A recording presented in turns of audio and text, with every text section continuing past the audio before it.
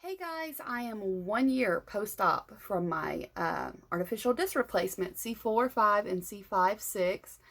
I still have a pretty nice scar. It looks the same, I think, as it did when I was 2 months out of surgery, but I was in the sun a lot right afterwards.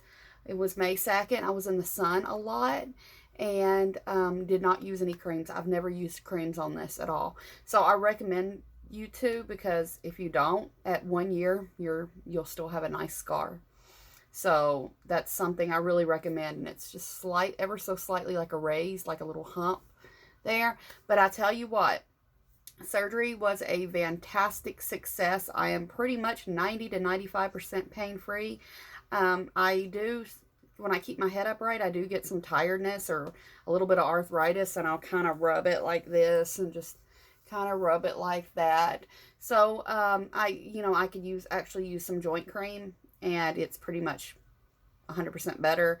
So I do get that tiredness, but I want to tell you, prior to surgery, I had significant spinal cord compression, especially on the one level. The other level was minor cord compression, but the disc was severely damaged. So I had two severely damaged discs. With one had significant cord compression, the other had minor cord compression, and I had another disc down below that that's bad, but he said it's a minor herniation. That minor herniation has never been corrected. That might be why I get a little bit of arthritis and or just a little bit of tiredness, just like holding my head up all day. But prior to surgery, I could hold my head up. I would be up for 10 minutes and I would have to lay down. I literally couldn't handle the pain. I had a lot of arm pain and numbness and fire, and I went to my hands, and I went down my arms into my hands. That is gone. Like, I am so much better.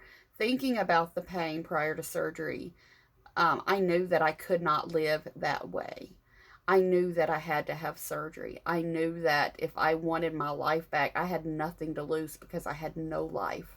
Lifting my head to get out of bed was just like lifting something that didn't work. It was just like the most agonizing pain, lifting my head up out of the bed. I would cringe, and I would sometimes moan out. It was to the point where I thought somebody was going to have to help me to get out of bed. I got out of bed on my own, but trust me, the pain was brutal. I'd get steroids sometimes. My son's dad was trying to take off work, so I had nobody to watch my son, and he couldn't even find nobody, and he said, I have to take off work, so I can get off for a few weeks, so you can recover. And so I want to tell you guys, about between 5 and 6 weeks, I was really feeling a lot better. I knew I made the right decision, but I'm going to be honest with you. It was a slow recovery, because 5 weeks doesn't sound like a long, but when you're recovering and you're hurting every day, there were days I hurt worse than I did prior to surgery, and there were days that I hurt less than I did prior to surgery. So by about 5 or 6 weeks, I realized I made the right decision. Between 6 and 12 weeks, I would say around 6 weeks, the pain was probably 70% better. And I knew I made the right decision. But then I had some odd things that went on between 6 and 12 weeks. I developed a little bit of, I never had swallowing issues or sore throat. I had mild sore throat. That didn't even happen until like I was 2 weeks out of surgery, which was weird. I had just a little bit of a mild sore throat that happened about 2 weeks out of surgery. I didn't notice it at first because I had all this pain around everywhere. I didn't know where the pain was coming from. When I woke up from surgery, my throat didn't seem to bother me at all. So that was the one thing. But about 2 weeks out of surgery, I had a small sore throat, and it just felt like when I swallowed, I had a little bit of a lump in my throat, but it wasn't bad. It was just like mild, very mild. So that didn't worry me. But then at 6 weeks, I started having some other issues. So I had a little bit of vocal cord dysfunction, where one vocal cord would kind of close so I could breathe, and it would just kind of like close up on me. I felt like I was getting asthma attacks. So my anxiety was really bad around 6 weeks. I didn't know what was going on. I thought I was having asthma attacks or something. So I learned, so I had to go to some therapy for that, because it was bad. Like, at this point, I was like, yeah, I just had surgery. I'm getting over one thing, and now I have something else. Why me? Why? I said, this is so bad because I would have these attacks where it felt like I could not breathe.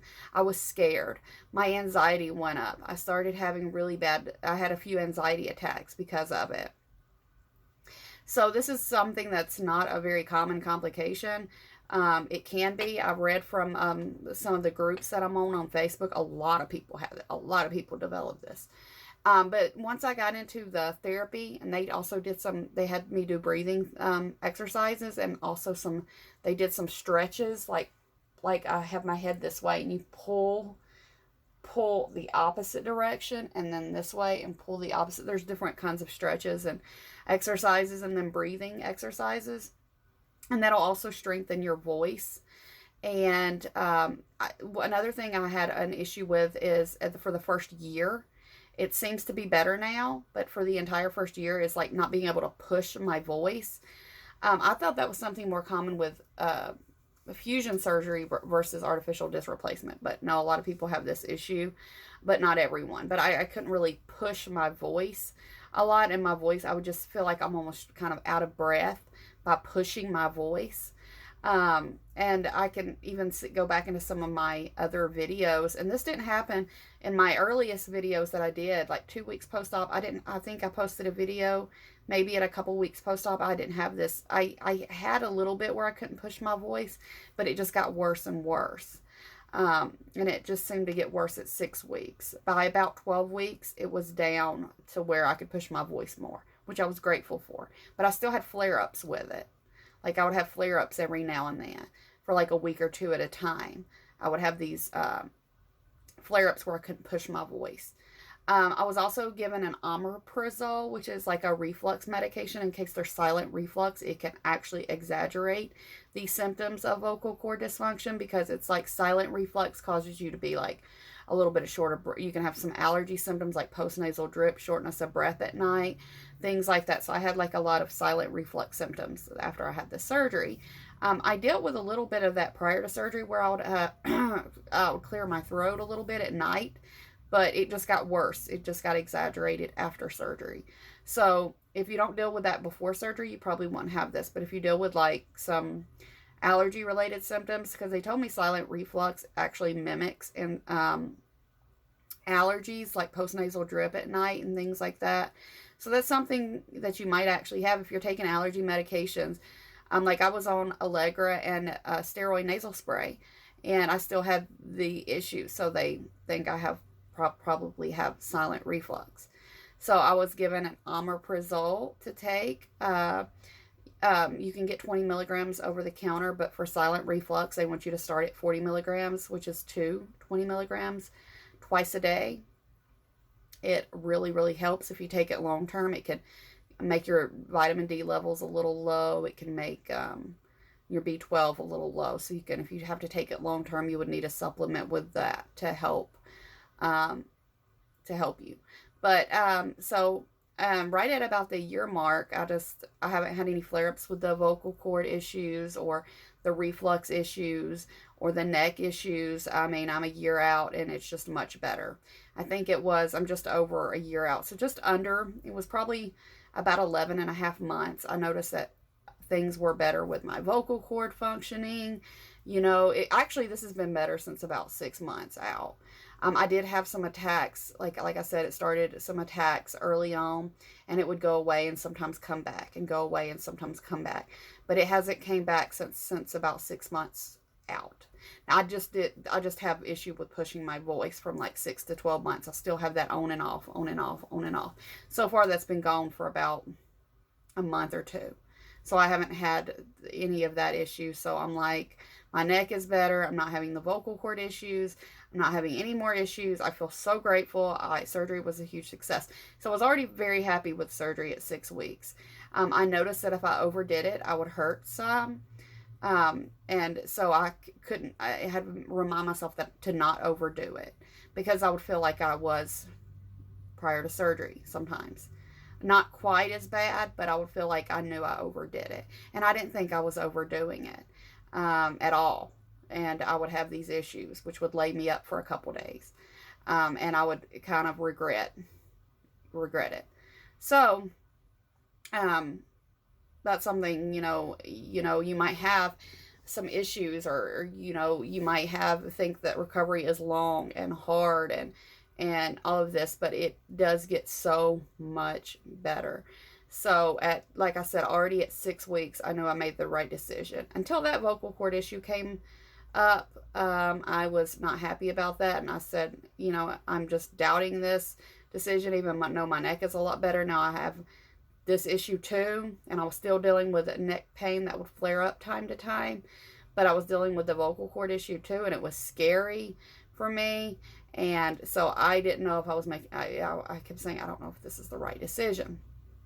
Now, 6 months post-op, I never really got a lot of dizzy spells early on. I did have this one issue where I would get up, or I would already be sitting, and I would turn my head left or right, and I would kind of like really weird. I think I was just kind of adjusting to the disc. Like I'd lay down and get up, and I would feel a little bit of dizziness, or just felt like when I walked, I was walking different, like I was walking on a cloud, like watching my step, like almost like my brain or my spine was just like, it's the weirdest thing ever. It was really strange, but like I would walk, and I kind of walked funny, like I was making sure I didn't fall or something. That lasted for like a month, and then early on, like around, that didn't start right after surgery. That started at like 4 to 6 or 4 to 8 weeks or something like that, and then that went away. So I was dealing with a little bit of that. It was just very weird. I've had a lot of surgeries, and this one was just really strange. So, but my spinal cord was significantly compressed.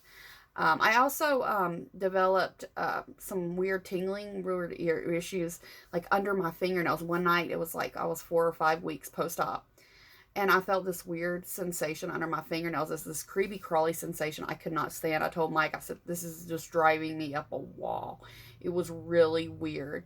And then a few weeks after that, it was kind of like in my stomach. I was having this, like, some stomach pain. Don't know where that came from. I wasn't constipated. I ended up taking something in case I was constipated, but it was just random stomach pain all over. Like, what is going on here? I have pain under my ribs, pain in my pelvic. I went in and I took something. I was already on the reflux medication at this time, so I ended up taking, or I think I was at this time, I ended up taking some medication in case I was constipated, and that didn't take care of it.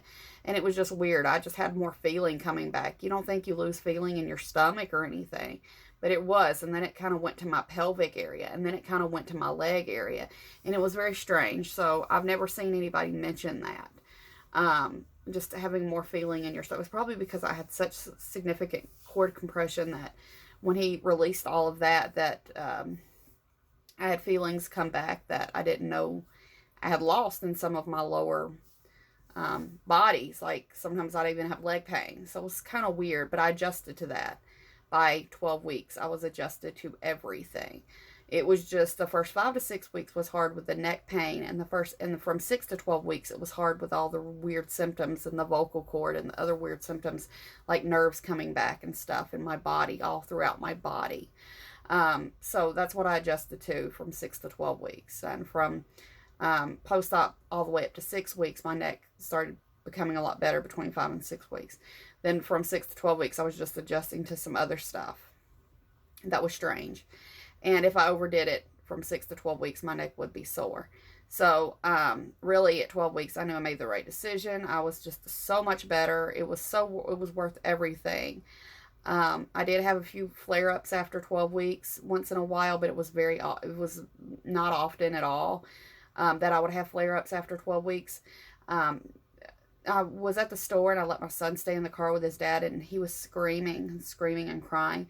And I was looking back at him, waving and just trying to console him, and I tripped over a curb. When I tripped over a curb, I flew outwards, landing. I went to I busted my knee up.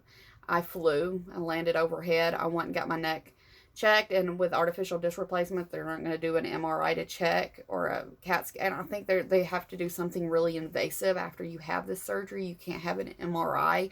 They have to do some kind of invasive thing, and he didn't want to do that. So he said, we're just going to do a neck x-ray to make sure the disc is where it's supposed to be, which kind of concerned me because why not do an MRI will show my other disc that I already had one that was bad. Um, and make sure that's not worse and it's hard to see on an x-ray. But he just did an x-ray. That's what he wanted to do. He didn't want to do anything invasive. So he came back, he did an x-ray and said, you're fine. And I was. A month I had some problems with my knee. For a week, I limped on that knee because it was busted and it hurt so bad. But my neck didn't really have any issues, but I wanted to get it looked at. So a month later, I woke up and I had really significant shoulder pain, which concerned me a lot. Now, I told my my spine surgeon about that. And he said, well, we did a neck x-ray and everything looks good. They don't do shoulder. I would have to go to an orthopedic if I wanted that looked at. I didn't go right away. I waited to see if that would go away. My right shoulder was freezing up. I had it very mild in the left shoulder and pretty significant in my right shoulder, which concerned me. So I finally decided to go in and get to an orthopedic doctor who works with shoulder. You know, they work with joints like shoulder, knee, elbow, I think, hips. I'm not sure everything they work with, but you know, it's an orthopedic. They work with your joints and things like that. So he did an x-ray and he said everything looks good from the x-ray, but I think what you're suffering from is like a rotator cuff injury, tendonitis, bursitis, or bilateral, because it seems like you have bilateral and tendonitis. So that's what I think. And we can do an MRI and see if the tendon needs repaired, or we can try a steroid injection today. We can do this. So I said, oh, well, I'll try the steroid. I'll try it. And I told him it was mild in my left and really severe in my right. I couldn't lay on my right side. I had trouble lifting my shoulder. And I told him at night the pain was so bad that, Michael, I told him the pain was so bad that I woke up in the morning and just getting out of bed, the pain was brutal. It was awful. Just it was like it was completely locked up, like a frozen shoulder. And he said that's probably what it is. And it wasn't very strong because after neck surgery, if you fall, it could make you susceptible to shoulder injuries. So you have to be careful because your shoulders and arms are already weakened from the surgery and not using your arms and shoulders as much since before the surgery and after the surgery. So he gave me a steroid injection right here. It's just this little pink mark. This is the day before yesterday. It's already helped. I woke up this morning with like almost no pain in the shoulder. He said that it can help, that these usually help they can help 3 to 6 months, or you might not even never need another one. And he says, if you do, we'll give you another one and we'll have an MRI and see if we need to go in and repair something if you have any issues. So, like I said, I couldn't lift it like up like this. I could lift it to about here. I could get it worked out some in the morning. In the morning, I could get it worked out where it wasn't so bad. But at night when I laid down, I couldn't get half comfortable. I would fall asleep without issues, and I would sleep all night. But when I woke up in the morning, oh God, oh my God, just getting out of the bed, I mean, it was just brutal. So I had that, and it was a miracle, that shot.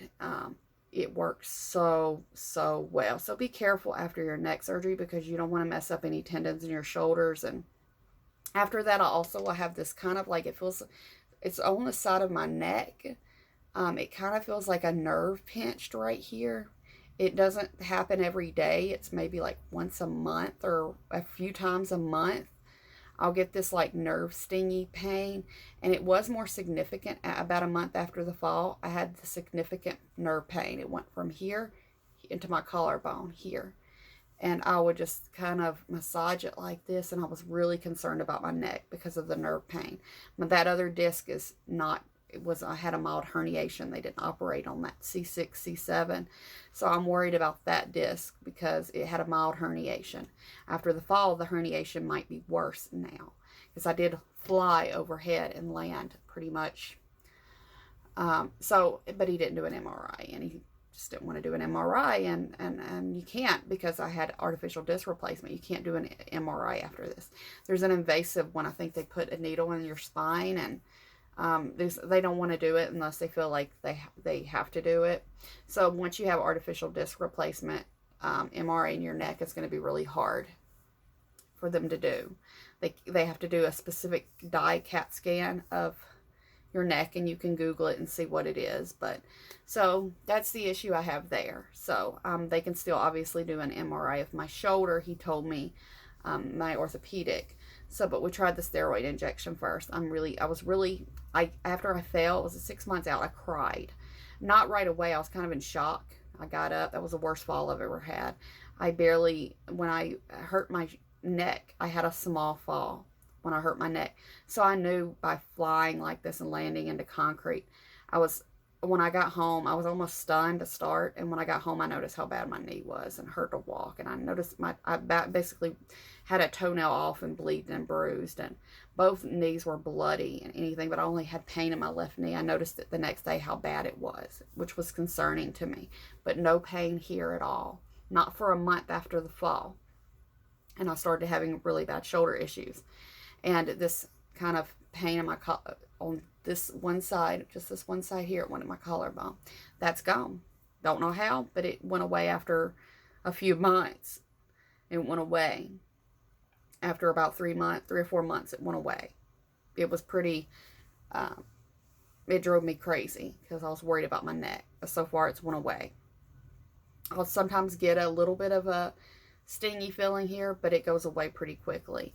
It's not as bad as it was. So it was like really bad nerve pain here, and kind of stiffness here, but that's completely went away.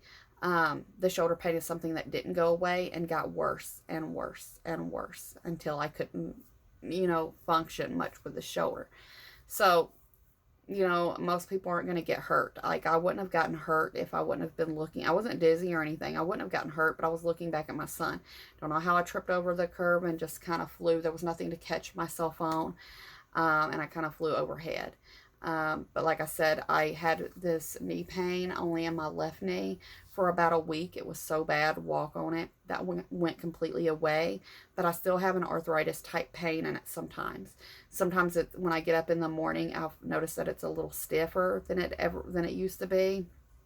But I also have osteoarthritis, and some rheumatoid arthritis as well. So being in an accident or falling could injure me worse than it would injure somebody that doesn't have osteoarthritis. Because if you have osteoarthritis, you can be injured from small falls, big falls. You can really damage something easier if you have any kind of conditions like that. If you're young and don't have osteoarthritis, see, I had it in my neck as well. They've seen myelitis, spinal cord compression, and all of that. So I still will occasionally have a flare-up of knee pain, but it's not, it'll come and go, and it's pretty mild, but it mild to moderate.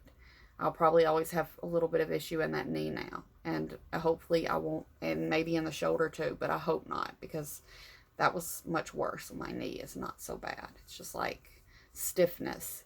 I'll walk and I'll sometimes sit because it gets stiff. So I hate it that I fail. I hated it. I hated that I fell.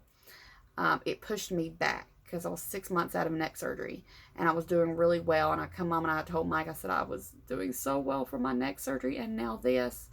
I've damaged something. I said, I'm just sick. If I have to go through another surgery and go through the recovery again after what I've been through, I don't think I can make it. I don't think I can do it.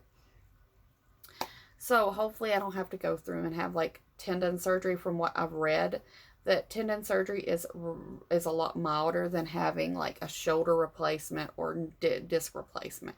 Shoulder replacement is a lot of times worse than disc replacement or artificial disc replacement or fusions.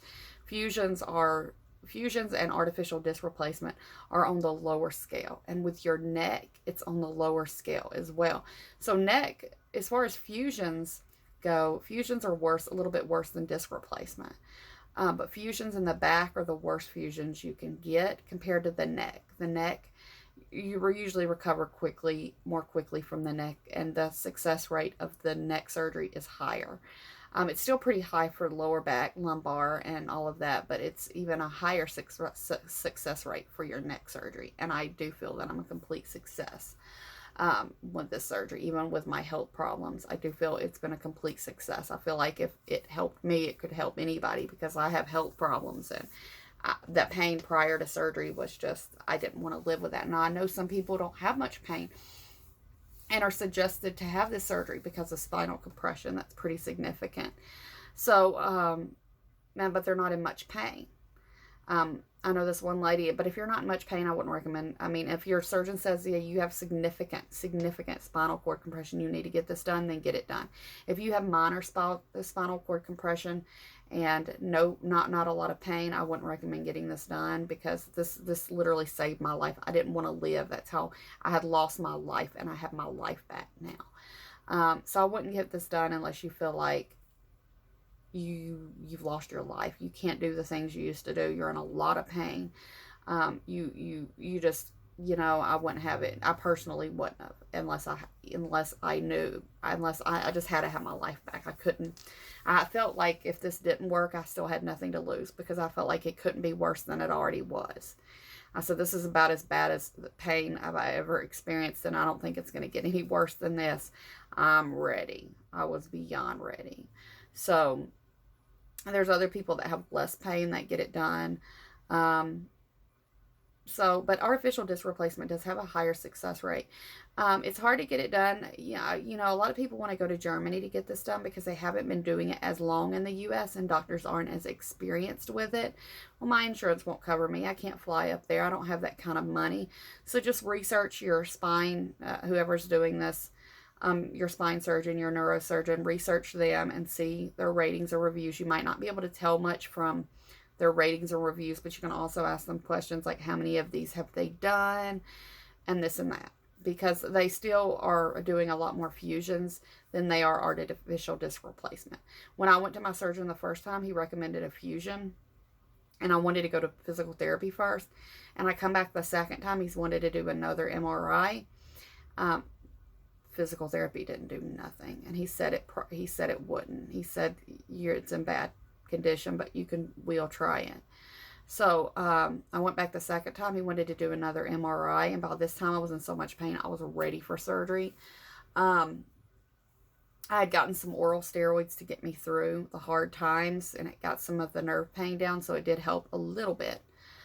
So he did another MRI, and then I come back and he recommended artificial disc replacement. And I was like, I knew about artificial disc replacement because I read the different ones, and I remember when I first come across artificial disc replacement, I was like, well, why won't they do that for me? Why didn't he suggest that? I figured it was because I had a lot of spinal compression, and sometimes they don't recommend it. So he recommended that, and I said, okay, great. I come home and I researched some more on it. It says usually if you have significant arthritis or spinal compression, they will not do it because surgery might not be successful. So I was like, oh my God, what should I do? Should I tell him I should have fusion? But I said, I really want this disc replacement. I will lose less mobility in my neck and a better recovery. So I looked into some things, and I found some other people that also had spinal compression that had this done, and they had great success. So I was skeptical, really. I was just fingers crossed. I know my surgeon wouldn't steer me wrong. I know he wouldn't steer me wrong, and I went for it, and I'm really grateful I did. Because even though I had all the bone spurs and significant compression and all of that, I'm a lot better. I do have a little bit, I don't know if fusion would have been more successful for me or not, because it keeps it mobile where you don't move it, and that can actually be better for certain people, especially those that have a lot of arthritis, because it can kind of get rid of some of that arthritis, and I still do have some tiredness, and if I hold my neck up all day, I'll kind of massage it like this, and I'll put some cream on it. So I do that sometimes. So I think maybe that could have been better if I had the fusion, because I still have to use some arthritis cream sometimes because I have mild, what I wouldn't call extreme arthritis, just mild arthritis, and just tiredness in my neck. Not near as bad as it was prior to surgery, because I couldn't hardly hold my head up more than 5 minutes, and now I can hold my head up all day. And then after several hours and it gets tired, I'll just push it back and kind of get some cream and massage it, and then I'm fine. So I am a lot better. I'm probably like, considering, I'm probably like 95%, 90 to 95% better, and that to me is a blessing, and I'm grateful for it. And I'm sure it'll even, it's just been 1 year, I'm sure it'll even get better and better, hopefully. No more falls or nothing like that. But I wanted to update you guys on my 1 year anniversary. I need to start using some creams because, like I said, there's never been any creams put on here. It really does look the same, I swear, to me as it did at 8 weeks. So it looks the same to me. It doesn't look like it's lightened. I figured I'm not going to put no cream on it. It's fine. I'm just going to leave it alone. And I realized I wasn't even thinking about nothing about it when I wanted to go out late and lay out in the sun. I was like, I decided to go out and lay out in the sun and figured I could reap in all the vitamin D that's good for my bones. And I really forgot all about the scar here. So I went and laid out in the sun, and I noticed that my scar was even darker than it was. And I was like, uh-oh, I forgot. I'm not supposed to let the scar hit. You want to keep the scar. If you don't want to have a scar, you keep it covered when you go out in the sun. And just use Skin Lightener, Mederma. Scar is really good to use when you're first recovering, or after, when they will allow you to put creams and stuff on there around 4 to 6 weeks. I forget when she told me I could use it. It was a brother it might have been at my 3 week. She told me I could start using. She said it looked healed up fine. It's closed. You can go ahead and start. I think it was at my 3 weeks. She said you can go ahead and start, and I thought that was pretty early because I remember thinking that was pretty early. She said you can go ahead and start using scar creams and ointments and kind of cover it when you go in the sun if you don't want a scar. And I just didn't do anything at all. So I just take it as like my battle wound, and I'm not really ashamed of it. I do kind of feel weird when I go out in public, wondering if somebody thinks someone sliced me with this, sliced me open. I haven't really had anyone ask me about it or anything, but I've, at the doctor, I brought it up in case they see me. I brought it up. I'll say, yeah, I had neck surgery and I did really well. And they'll usually ask me, well, who did your neck surgery? And I tell them who did my neck surgery. I've been asked that a couple times at the doctor, once at my regular family doctor and once at my orthopedics. I think they like to get suggestions for if they want to refer patients, or if they ever have an issue themselves where they need to go to the doctor. That's good to have information like that. So, but anyway, I'm doing really great. What was wonderful is I'm not having to push my voice. I'm doing much better with that. It was a journey, and it was worth every bit of it. So, yeah, definitely look into getting artificial disc replacement if you are suffering a lot. If you don't have your life, if you want your life back, if you're not able to do the things that you used to do, if you're practically bedridden, or if you just can do things, but then you notice that you hurt a lot after doing the things you like to do, then it's definitely something to look into, because I don't have regrets. I looked at the success rate was very high. I can't tell you how many YouTube videos I watched. I can't tell you how many. I joined groups on Facebook. My anxiety was through the roof. I wanted to get all the information I could get.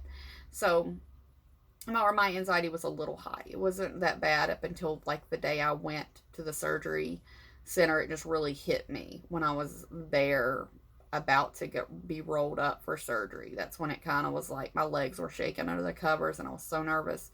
So, and that first 24 hours, I'm not going to lie to you, the first 24 hours are really hard. After like 3 days, like by the third day post-op, I was breaking my pain medications into halves and taking like twice a day. And by 1 week, I wasn't even taking I wasn't taking it on a daily basis. I have a really high pain tolerance. So I've talked to people that have taken pain medicine 3 weeks. I've talked to people that have taken pain medicine around 6 weeks.